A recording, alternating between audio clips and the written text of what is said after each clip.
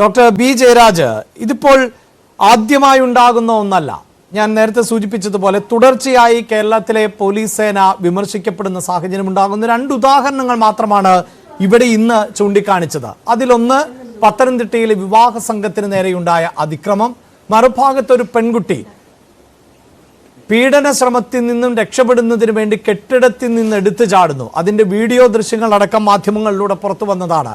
അത് സ്റ്റെയർ കേസിൽ നിന്ന് കാല് തെന്നി വീണത് എന്ന നിലയിലേക്ക് പോലീസ് മാറ്റിയെടുക്കുന്നു.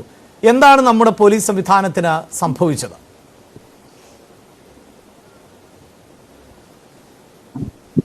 നമ്മുടെ പോലീസ് സംവിധാനത്തിന്റെ കാര്യം പറയുമ്പോൾ അതിന് ഒരു ദിവസം മുമ്പ് കോട്ടയത്ത് മരിച്ച ഒരു പോലീസുകാരന്റെ കാര്യം കൂടെ നമ്മൾ പറയേണ്ടി വരും. ലൈൻ ഓഫ് ഡ്യൂട്ടിയിൽ മരിച്ച പോലീസുകാരുടെ എണ്ണം എടുത്തു നോക്കൂ, വളരെ അധികമാണ്. പിന്നെ രണ്ടാമത്, ഇതിനകത്ത് നല്ല പോലീസുകാരും ചീത്ത പോലീസുകാരും ഉണ്ട്. ഒരു സിസ്റ്റം മൊത്തത്തിൽ ചേഞ്ച് ചെയ്യുമ്പം ഈ നല്ല പോലീസുകാരെയും ചീത്ത പോലീസുകാരെയും പെട്ടെന്ന് മാറ്റാൻ പറ്റില്ല. എന്നാലും കഴിഞ്ഞ ഗവൺമെന്റിന്റെ കാലയളവിൽ ഏതാണ്ട് 1000-ഓളം പേർക്ക് നടപടിക്ക് വിധേയരായി സസ്പെൻഡ് ചെയ്യുകയും ഡിസ്മിസ് ചെയ്യപ്പെടുകയും സേനയിൽ നിന്ന് തന്നെ എടുത്തു കളയുകയും ചെയ്യുന്നു. അത്രയും സ്ട്രിക്റ്റ് ആയിട്ടുള്ള മെഷേഴ്സ് എടുത്താൽ പോലും. പിന്നെ രണ്ടാമത്, അവരുടെ കാര്യം എടുത്ത് നമ്മൾ പരിശോധിക്കുകയാണെങ്കിൽ, ഒന്ന് അവരുടെ ഡ്യൂട്ടി ടൈം. ആ ഡ്യൂട്ടി ടൈം എന്ന് പറയുന്നത് റെസ്റ്റ്ലെസ് ആയിട്ടുള്ള ഡ്യൂട്ടിയാണ്. പിന്നെ മേളിൽ നിന്ന് വിളിക്കുന്ന അധിക്ഷേപങ്ങൾ എന്ന് പറഞ്ഞാൽ വളരെ ഹീനമായ ഭാഷയാണ് ഉന്നത പോലീസ് ഉദ്യോഗസ്ഥർ മറ്റ് താഴെയുള്ള പോലീസ് ഉദ്യോഗസ്ഥരുടെ ഹൈറാർക്കിക്കൽ ഓർഡർ അനുസരിച്ച് പെരുമാറുന്നത്. നല്ല ഉന്നത പോലീസ് ഉദ്യോഗസ്ഥരുണ്ട്, വളരെ മോശം പോലീസ് ഉദ്യോഗസ്ഥരുണ്ട്. പക്ഷേ അവർ വളരെയധികം അധിക്ഷേപം ചൊരിഞ്ഞുകൊണ്ടും ഡിക്ഷണറിയിലില്ലാത്ത വാക്കുകൾ ഉപയോഗിച്ചൊക്കെയാണ് അവരെ കൈകാര്യം ചെയ്യുന്നത്. കാര്യം നമ്മളെ പഴയ ബ്രിട്ടീഷ് ഈ പീനൽ കോഡിൽ നിന്നാണല്ലോ ഇന്ത്യൻ പീനൽ കോഡ് ഉണ്ടാക്കിയത്. എന്നിട്ട് ഇപ്പൊ നമ്മൾ അതിനകത്ത് മാറ്റമൊക്കെ വരുത്തിയെങ്കിലും അവരുടെ മനോഭാവത്തിലും അവരുടെ ട്രെയിനിങ്ങിലും ഒന്നും ഒരു മാറ്റവും വന്നിട്ടില്ല. അപ്പൊ സ്വാഭാവികമായിട്ടും നമ്മളിപ്പം ഒരു ഉദാഹരണത്തിന്, ഭർത്താവ് വന്നിട്ട് ഭാര്യ അടിക്കുന്നു, ഭാര്യ കുട്ടിയെ അടിക്കുന്നു, കുട്ടി പട്ടിയെ അടിക്കുന്നു, പട്ടി പോയി പൂച്ചയെ കടിക്കുന്നു എന്ന് പറയുന്നത് പോലുള്ള ഒരു ചെയിൻ റിയാക്ഷനാണ് ഇത്തരം കാര്യങ്ങൾ നടക്കുന്നത്. അപ്പോൾ ചിലപ്പോൾ അവർ താമസിച്ചു പോകും, ചിലപ്പോൾ ലൈൻ ഓഫ് ഡ്യൂട്ടിയിൽ അവർ കൊല്ലപ്പെടുകയും ചെയ്യുന്നുണ്ട്. നമ്മൾ അങ്ങനെ മൊത്തത്തിലൊരു സംസ്ഥാനത്തിന്റെ ആഭ്യന്തര സംവിധാനം തകരാറിലായി എന്ന് നോക്കണമെങ്കിൽ നമ്മൾ കമ്പാരിസൺ വേണ്ടി വരും. ഇപ്പം കേരളം കഴിഞ്ഞ് മംഗലാപുരത്ത് എത്തിക്കഴിഞ്ഞാൽ ഷൂട്ട് അറ്റ് സൈറ്റ് ഓർഡറുള്ള സ്ഥലമാണ്.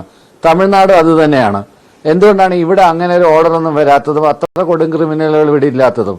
ഉദാഹരണത്തിന് ചെന്താമരയുടെ കേസ് നമ്മൾ എന്തൊക്കെ പോലീസിന്റെ വീഴ്ചയെന്ന് പറഞ്ഞാലും 48 മണിക്കൂറിനകം പ്രതിയെ അകത്താക്കുകയും അന്യസംസ്ഥാന തൊഴിലാളികൾ മറ്റുള്ള കുട്ടികളെ തട്ടിക്കൊണ്ടുപോയ സമയത്ത് 24 അവേഴ്സിനകത്ത് വെച്ച് അവരെ ക്യാപ്ചർ ചെയ്യുകയും ചെയ്ത വളരെ വിദഗ്ധരായ പോലീസുണ്ട്. അപ്പൊ പോലീസ് സംവിധാനത്തിന്റെ മൊറലിനെ നശിപ്പിക്കുന്ന രീതിയിലുള്ള ഒരു ചർച്ചയാവരുത്. അതിനെ ക്രിയേറ്റീവ് ആൻഡ് കൺസ്ട്രക്റ്റീവ് ആയിട്ട് എങ്ങനെ നമ്മൾ അതിപ്പം ഒരു മാറി മാറി വരുന്ന ഭരണങ്ങള് അല്ലെങ്കിൽ ഉമ്മൻചാണ്ടി സർക്കാരിന്റെ കാലത്ത് മിടുക്കരായ ഉദ്യോഗസ്ഥരെ കുറിച്ചൊന്നും ഒരു തരത്തിലുമുള്ള അഭിപ്രായ ഭിന്നതയും അങ്ങനെയാണ് ഞങ്ങൾ തുടങ്ങിയത് തന്നെ. ഈ വാർത്ത തുടങ്ങുമ്പോൾ തന്നെ അക്കാര്യം സൂചിപ്പിച്ചു കഴിഞ്ഞു. പക്ഷേ തുടർച്ചയായി ഇത്തരത്തിൽ ആളുകൾ അല്ലെങ്കിൽ സാധാരണക്കാരായ ആളുകൾ ആക്രമിക്കപ്പെടുമ്പോൾ അത് ചർച്ച ചെയ്യാതെ പോകാൻ സാധിക്കില്ല.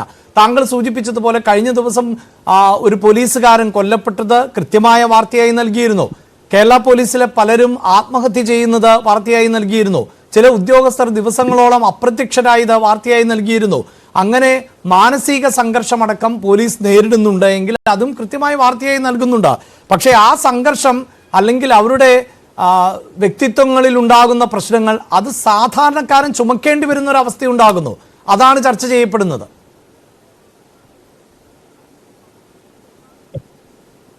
അതുകൊണ്ടാണ് ഞാൻ പറഞ്ഞത് ഈ സിസ്റ്റം, അവരുടെ ട്രെയിനിങ് സിസ്റ്റം, അവരുടെ ട്രെയിനിങ് കാറ്റലോഗ് ആ ബ്രിട്ടീഷ് സിസ്റ്റത്തിൽ നിന്ന് മാറേണ്ടുന്ന സമയം അതിക്രമിച്ചിരിക്കുകയാണ്.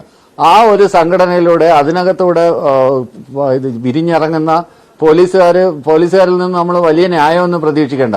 പിന്നെ ചില ആളുകൾ നല്ലത് എങ്ങനെ ആവുന്നു എന്ന് ചോദിച്ചു കഴിഞ്ഞാൽ അവരുടെ വ്യക്തിത്വത്തിന്റെ ഭാഗമായിട്ടും അവരുടെ സുഹൃത്തുക്കളുടെ ഭാഗമായിട്ടും അവരുടെ വിദ്യാഭ്യാസ കാലഘട്ടത്തിന്റെ ഭാഗമായിട്ടും ഒക്കെ ഉണ്ടാകുന്ന മാറ്റങ്ങളാണ്. അല്ലാതെ ഈ ട്രെയിനിങ് സിസ്റ്റം ടേൺ ചെയ്തിറക്കുന്ന അല്ലെങ്കിൽ അടവച്ച് വിരിയിക്കുന്ന ഈ സിസ്റ്റം എന്ന് പറയുന്നത് ആ സിസ്റ്റം കംപ്ലീറ്റ് തെറ്റാണ്. അതിന്റെ ട്രെയിനിങ് മാനുവൽ പരിഷ്കരിക്കേണ്ടുന്ന സമയം അതിക്രമിച്ചിരിക്കുകയാണ്. കാര്യം അങ്ങനെയല്ല ഒരു ക്രമസമാധാന പാലന സേന ഉണ്ടാക്കേണ്ടത്.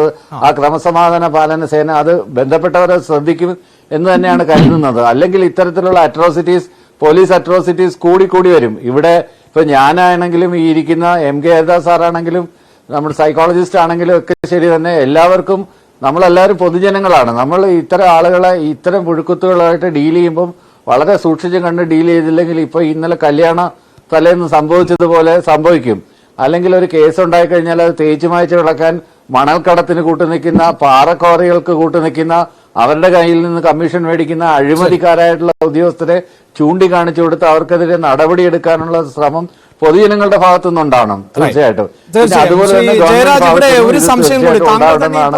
കൃത്യമായിട്ടുള്ള അതിന്റെ നടപടിയായിട്ടാണ് 1000 പേരെ ലഭിക്കുന്ന പരിശീലന രീതികൾ അതൊക്കെ കാലഹരണപ്പെട്ടു എന്ന് പറയുമ്പോൾ അത്തരം മാറ്റങ്ങൾ ഉണ്ടാകേണ്ട സമയം അതിക്രമിച്ചുവെങ്കിൽ അത് നമ്മുടെ ഭരണകൂടങ്ങൾക്കല്ലേ സാധിക്കുക?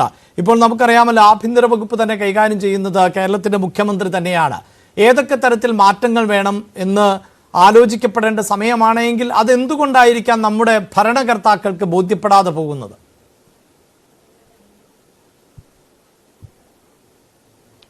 എപ്പോഴും പോലീസ് ഉപയോഗിക്കുന്നത് ഭരണകൂടത്തിന്റെ മർദ്ദനോപാധികളായിട്ടാണ്. അത് ഏത് സർക്കാർ വന്നാലും അത് അങ്ങനെ തന്നെയാണ് ഉപയോഗിച്ചുകൊണ്ടിരിക്കുന്നത്. ആ ഒരു കാഴ്ചപ്പാട് മാറാതെ നിയമ സംവിധാനം കൃത്യമായി പുലരണം എന്നുള്ളൊരു കാഴ്ചപ്പാടിന് മുൻതൂക്കം വരാതെ ഈ സിസ്റ്റം ഒന്നും ചേഞ്ച് ആവാൻ പോകുന്നില്ല.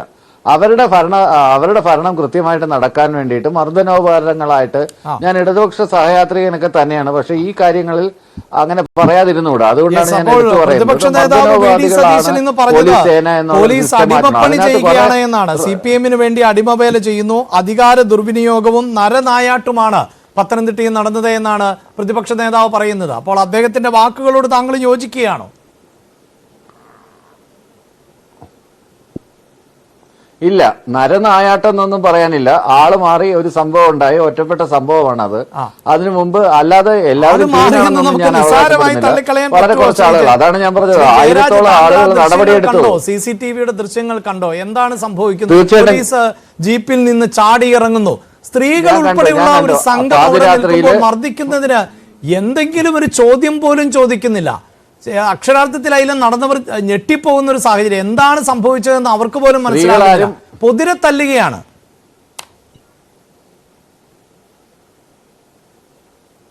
അതിനകത്ത് നേരത്തെ ഒരു പരാതിയുടെ അടിസ്ഥാനത്തിൽ അന്വേഷിച്ചു വന്ന പോലീസുകാരാണ്. അവർക്ക് അതിനകത്ത് അതുകൊണ്ട് ഉടനെ തന്നെ നടപടിയെടുത്തല്ലോ. അവർക്കെതിരെ നടപടിയെടുക്കണ്ടായല്ലോ. ആരെ സംരക്ഷിക്കാനൊന്നും സർക്കാർ ശ്രമിച്ചില്ലല്ലോ.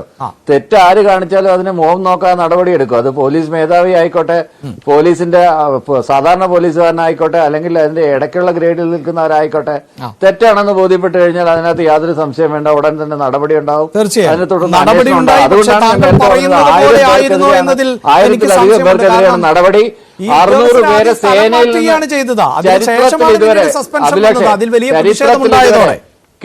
കേരളത്തിന്റെ ഞാൻ പറയട്ടെ കേരളത്തിന്റെ ചരിത്രത്തിൽ ഇതുവരെ പോലീസ് സേനയിൽ നിന്ന് 600-ഓളം പേര് നടപടിയെടുത്ത് വിരുദ്ധമായി പ്രവർത്തിച്ചതിന് പിരിച്ചുവിട്ടൊരു സർക്കാർ ഇതിനു മുമ്പും പിമ്പും ഉണ്ടായിട്ടില്ല.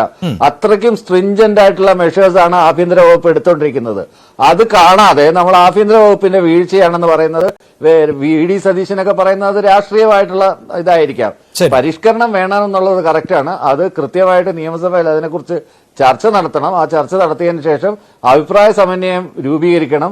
പൊതുജനങ്ങളുടെ അഭിപ്രായം കൂടെ കേൾക്കണം.